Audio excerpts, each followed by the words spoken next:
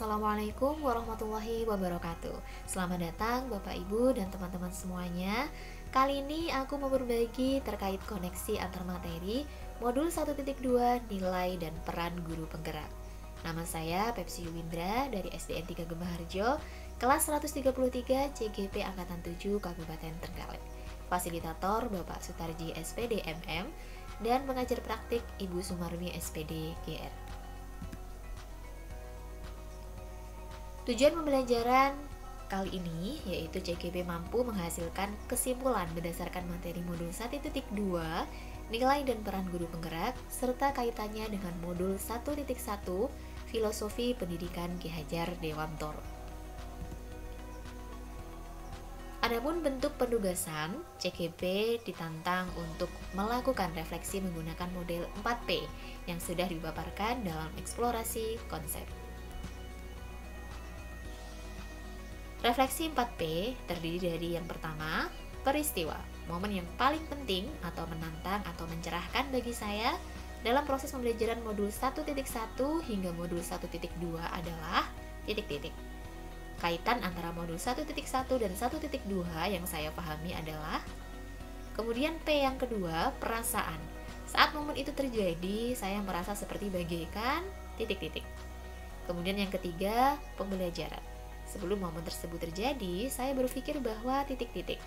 Sekarang, saya berpikir bahwa titik-titik. Kemudian P yang keempat, penerapan ke depan atau rencana. Apa pengembangan diri yang sederhana, konkret dan rutin yang dapat saya lakukan sendiri dari sekarang untuk membantu menguatkan nilai-nilai dan peran saya sebagai guru penggerak. P yang pertama, peristiwa. Momen yang paling penting atau menantang atau mencerahkan bagi saya dalam proses pembelajaran modul 1.1 hingga modul 1.2 adalah sebagai berikut.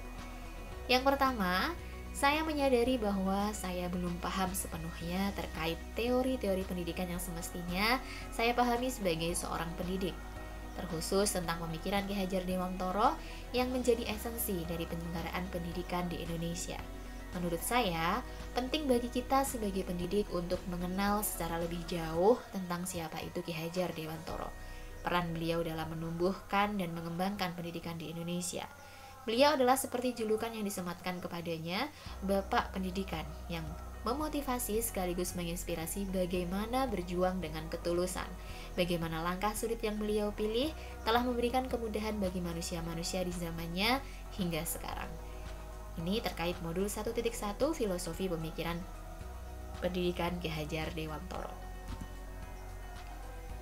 Kemudian yang kedua, saya menyadari bahwa saya masih perlu banyak belajar terkait nilai dan peran guru. Saya belum menjalankan tugas saya sebagai guru sebagaimana mestinya.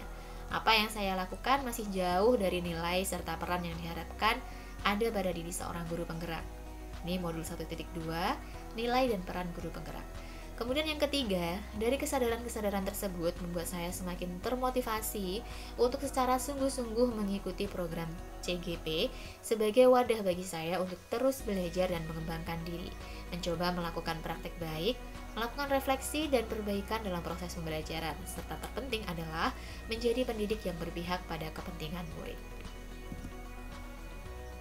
Selanjutnya, kaitan antara modul 1.1 dan 1.2 yang saya pahami adalah pemikiran Ki Hajar Dewantoro yang terdapat dalam modul 1.1 merupakan esensi dari penyelenggaraan pendidikan di Indonesia, termasuk dalam merumuskan nilai dan peran yang harus dimiliki oleh setiap guru, terutama guru penggerak yang terdapat dalam modul 1.2. Modul 1.1 filosofi pemikiran Ki Hajar Dewantoro sebagai berikut. Yang pertama, pendidikan yang menghamba pada anak, yakni pendidikan yang berpusat atau berpihak pada anak, pada murid, itu terdapat nilai berpihak pada murid. Kemudian pendidikan berdasarkan kodrat alam dan zaman, di mana pendidikan harus disesuaikan dengan kondisi alam dan waktu yang berlaku. Ini terkait dengan nilai inovatif, di mana kita harus melakukan perubahan dan juga menumbuhkan ide-ide baru untuk pendidikan itu sendiri sehingga bisa sesuai dengan kodrat alam dan zamannya. Ini juga terkait dengan nilai guru penggerak ya. Kemudian kalau nilai-nilai guru penggerak itu sendiri terdiri dari berpihak pada murid, mandiri, kolaboratif, reflektif, dan inovatif. Kalau kita lihat di sini, ini saling berhubungan. Kemudian selanjutnya, yang ketiga, pendidikan yang menuntun kekuatan kodrat anak, sehingga mereka memperoleh keselamatan dan kebahagiaan sebagai manusia dan anggota masyarakat. Proses menuntun erat kaitannya dengan proses perbaikan melalui refleksi, atau di sini kaitannya dengan nilai refleksi. Kemudian yang keempat, pendidikan merupakan tempat persemaian benih-benih kebudayaan, di mana pendidikan merupakan ruang atau lingkungan terbentuknya budi pekerti, watak, karakter anak. Peran mewujudkan kepemimpinan murid, nilai kolaboratif, karena lingkungan belajar yang kondusif bisa terbentuk melalui kerjasama semua pihak. Nah, jadi ini ada kaitannya dengan peran guru penggerak, di mana terdiri dari mewujudkan kepemimpinan murid, menjadi pemimpin pembelajaran, mendorong kolaborasi antar guru, menjadi coach bagi guru lain, dan menggerakkan komunitas praktisi. Nah, jadi di sini saling berhubungan baik antara filosofi pemikiran Ki Hajar Dewantara dengan nilai ataupun peran guru penggerak. Kemudian P yang kedua yaitu perasaan. Saat momen itu terjadi, saya merasa seperti bagaikan seorang yang berjalan dalam kegelapan, kemudian menemukan seberkas cahaya. Mengikuti guru penggerak, tak jarang kita disebut telah berkeinginan, terobsesi atau siap mengambil peran sekaligus beban untuk menjadi kepala sekolah. Kalau dari saya pribadi, niat awal adalah untuk belajar, bukan berkeinginan menjadi kepala sekolah. Pandangan tersebut justru membuat saya takut untuk mengikuti guru penggerak. Namun, saya memberanikan diri untuk bergabung dengan niat belajar. Kemudian, setelah mempelajari modul 1.1 dan 1.2, saya bertemu jawaban kenapa saya dan setiap guru penting untuk mengikuti pelatihan ini. Karena di sini adalah wadah untuk belajar bagaimana kita menjadi seorang guru yang mampu menjalankan peran pendidik. Di sini adalah wadah bagi kita untuk menempa semangat menjadi pembelajar sepanjang hayat. Di sini kita akan dipertemukan dengan orang-orang yang memiliki dedikasi tinggi dalam pendidikan, yang sekaligus mengingatkan bahwa kita perlu untuk terus belajar sebagai landasan melakukan perbaikan proses pembelajaran demi tercapainya tujuan pembelajaran itu sendiri.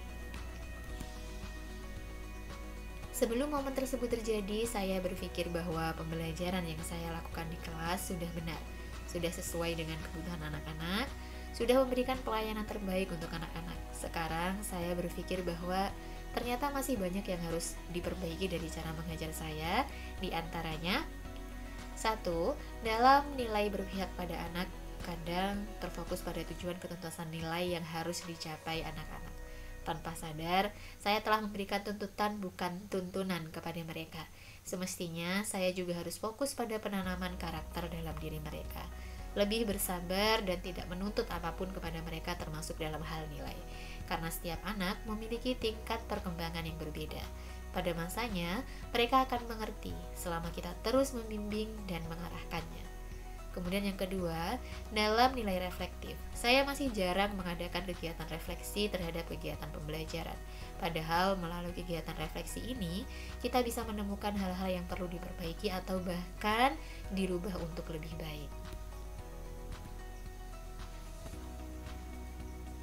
Kemudian P yang keempat yaitu penerapan ke depan atau rencana. Apa pengembangan diri yang sederhana, konkret dan rutin yang dapat saya lakukan sendiri dari sekarang untuk membantu menguatkan nilai-nilai dan peran saya sebagai guru penggerak. Yang pertama, mulai menerapkan pembelajaran yang lebih berpihak pada murid. Yang kedua, melakukan kegiatan refleksi dalam setiap pertemuan pembelajaran, kemudian menjadikan hasil refleksi sebagai bahan perbaikan pembelajaran pada pertemuan selanjutnya. Yang ketiga, mengikuti pelatihan baik online maupun offline seperti pelatihan mandiri di PMM, pelatihan di portal guru belajar, pelatihan peningkatan kompetensi digital di program non-gelar beasiswa Indonesia Bangkit. Kemudian yang keempat, meningkatkan kerjasama dengan teman sejawat, berbagi informasi dan praktek baik. Yang kelima, mengajak komunitas sekolah untuk secara bersama-sama bergerak, melakukan pengembangan diri, dan melakukan inovasi ataupun perubahan baik dalam mewujudkan lingkungan belajar yang sesuai dengan kebutuhan dan kepentingan peserta didik. Demikian refleksi dari saya, semoga menginspirasi. Mohon maaf bila ada kekurangan. Wassalamualaikum warahmatullahi wabarakatuh. Salam guru penggerak, tergerak, bergerak, menggerakkan.